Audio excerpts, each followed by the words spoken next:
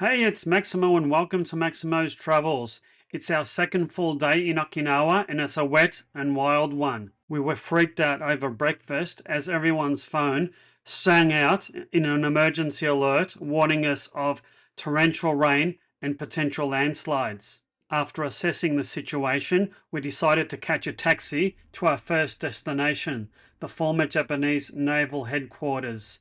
Catching a taxi in Japan is an experience you've got to experience for yourself. At the naval headquarters, we checked out the museum and then walked down the extensive tunnel complex. It was a somber and very thought-provoking experience. Next, we head to the Makishi public market and wander around its meandering and narrow alleyways and marvel at all the colourful fish and seafood that's on display. We find a quaint small izakaya and try traditional Okinawan dishes such as spam and a couple of ice-cold Orion beers.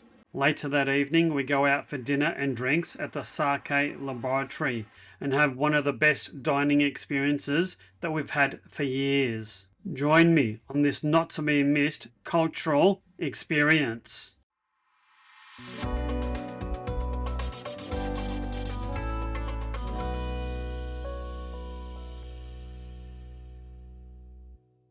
It was our third full day in Okinawa and it had been raining really heavily overnight. We were a bit concerned that our day was going to be washed out because of the tropical storm dumping so much rain in the area. We went down to breakfast and got an unexpected emergency warning notice. So we are sitting for breakfast and everybody's phone just went off and it's an emergency alert. So everything popped up on our phones. The problem is it's all in Japanese, so I'm like, quick. I took a screenshot of it quickly and then used my Google Translate. Like, no one's running around or anything. I don't know, everybody thought we didn't hear anything. So I've translated it and it's just a warning. We've had a lot of heavy rain overnight and it's still forecast for more. It's just an alert for heavy rain, landslides and flooding. And for elderly people To evacuate. Yes. Yeah. Please prepare drinking water, food, medications when you evacuate. And it's for a certain area. Well, at least it's like earthquakes or tsunamis. Yeah, I just realised that there were two alerts, so I've only translated one, but I'm sure the second one is pretty similar. Yeah, probably flooding as well. Yeah. Thanks, Joe. That was a little bit freaky, everyone's phones going off at the same time. Joe and I thought the worst, that an earthquake was imminent, but thank God it wasn't. We assessed our situation. The monorail was still running and the areas that we were going to visit were relatively high ground. So we decided to go to our first destination. We booked a taxi via the DD app.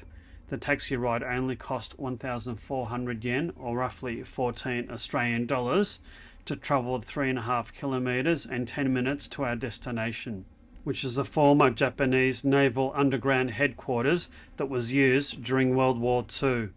This is about 3.5 kilometres south of the main city and not that close to public transport, and trying to work out the bus system was almost impossible for us.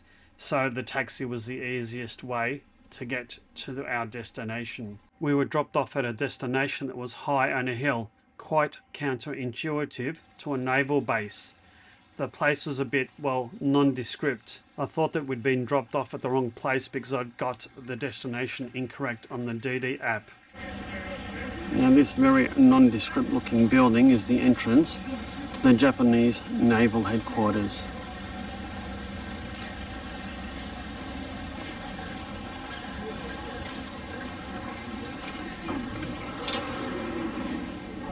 And these are hundreds and hundreds of origami cranes. These cranes are a symbol of peace and resilience. It costs 600 yen to enter, roughly 6 Australian dollars. I'll leave a link in the description for the site and the ticketing information. Just beyond the ticketing office is a museum showing relics and different articles that were found in the caves.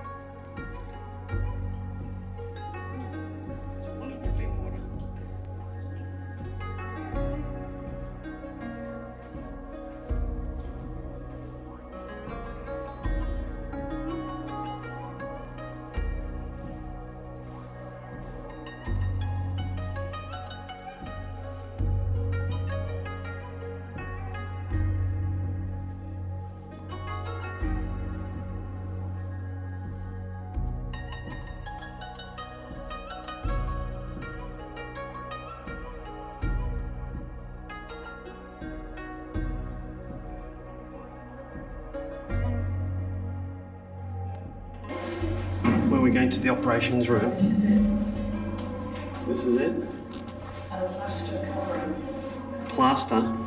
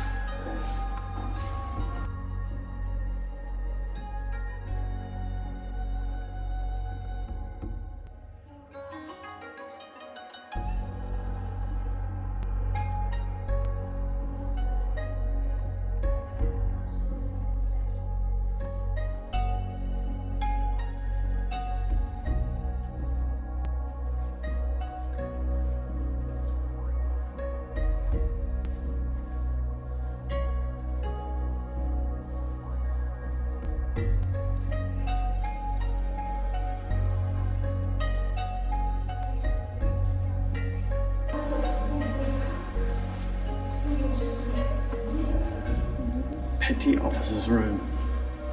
Goodness.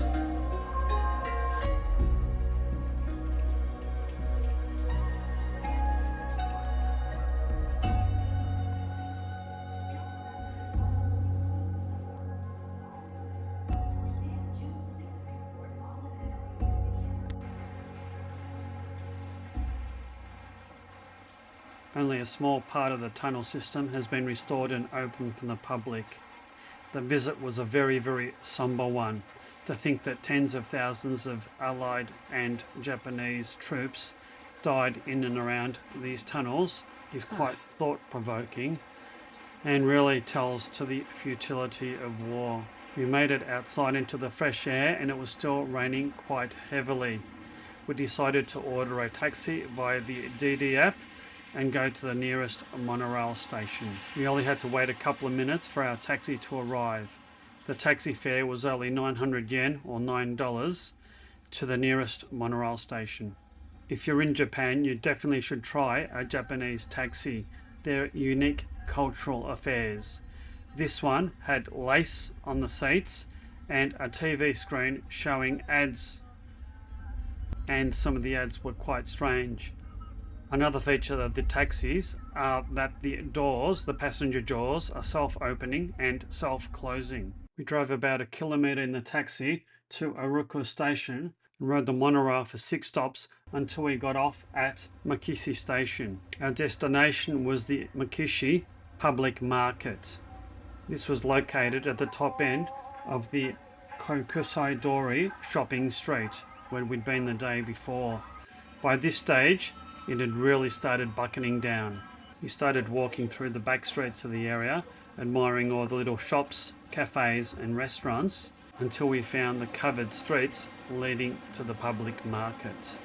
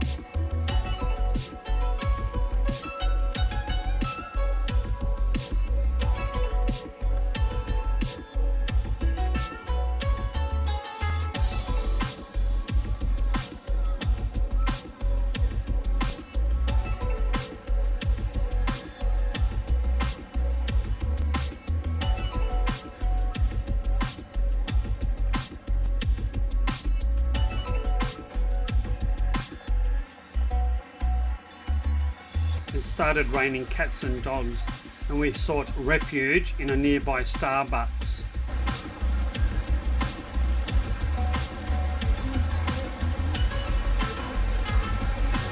We ordered iced coffees, and Jo got to try her sweet potato pastry that she just bought. What do they like?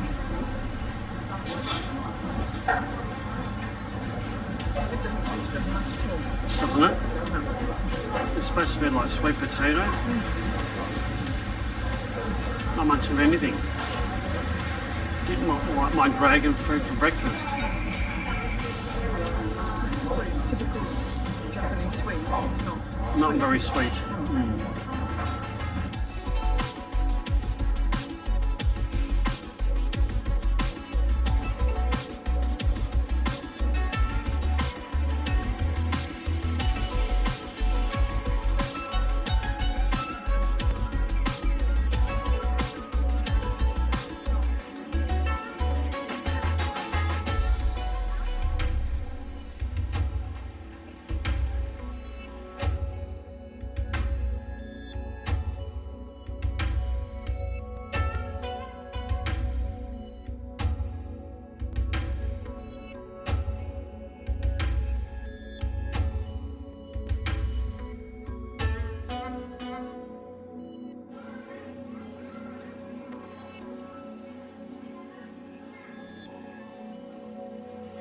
The streets were a bit of a maze, but eventually we did find the public markets.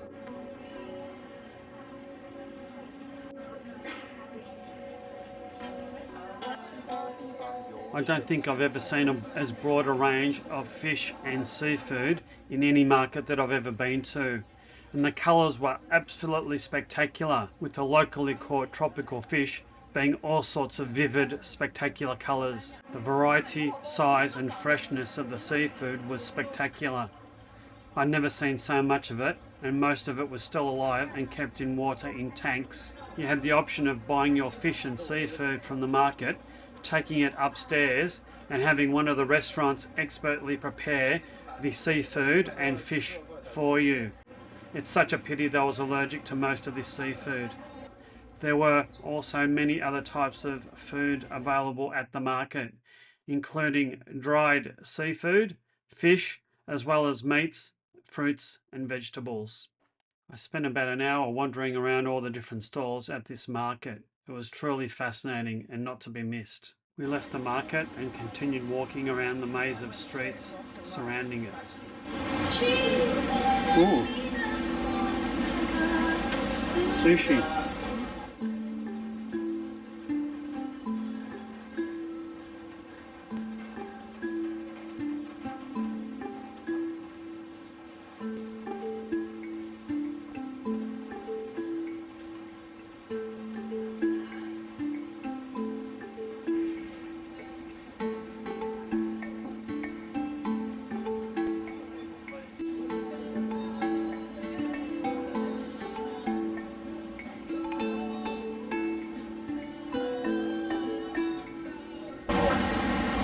Campai, Joe, Campai. Now, where have you taken me to? Dark alley near the public market. Escaping the rain.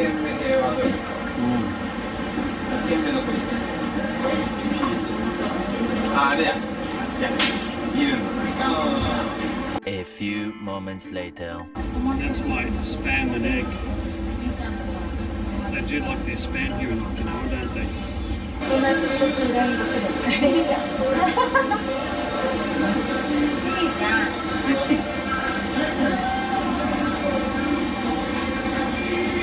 Now for the spam.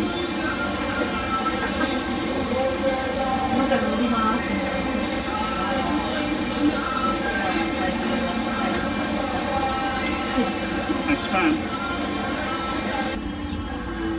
What have we got there, Joe? Is that a cheese, Okinawan cheese vegetable roll? Interesting, and some tuna. We had a couple more beers and a couple more dishes from this very affordable Izakaya and waited for the rain to subside. Arigato. Mecha oishii.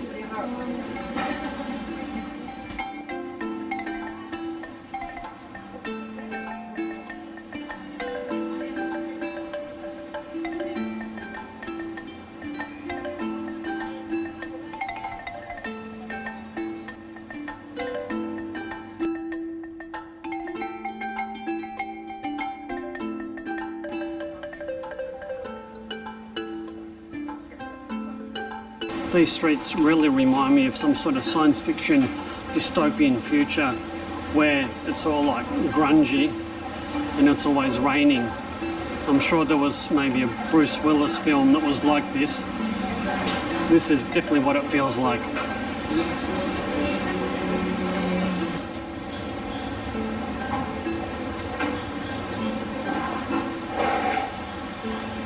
Oh, we've made it back into civilization.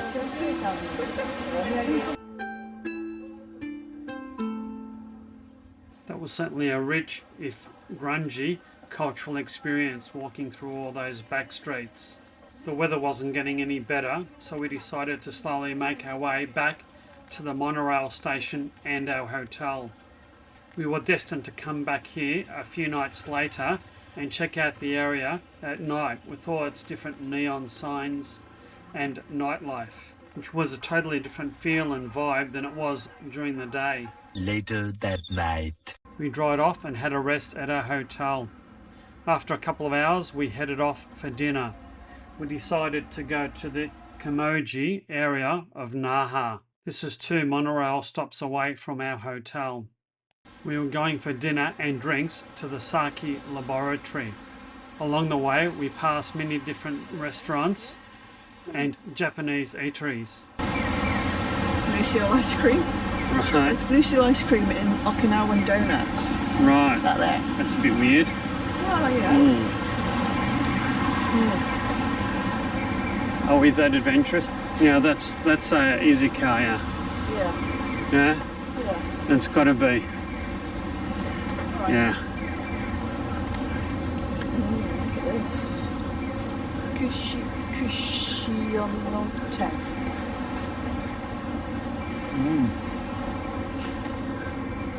That looks interesting, but all in Japanese.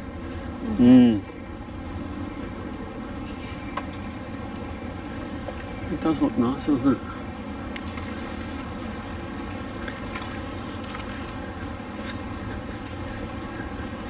Hotel. This looks like a retro hotel, doesn't it? We had arrived at our destination, the sake laboratory. We're about 15 minutes early, so we had to wait around outside for the restaurant to open at 6 p.m. We had such a fantastic time at this restaurant, both with the food and all the marvellous sakes on tap. This is an 8-seat restaurant with a single person serving. The owner was absolutely charming and a fantastic host. We had such a good time that this visit deserves its own special video that I'll release within the next week or so. We had a thoroughly enjoyable day touring around Naha and finished it off with an absolutely fantastic meal and sake at the sake laboratory. I do hope you've liked this video.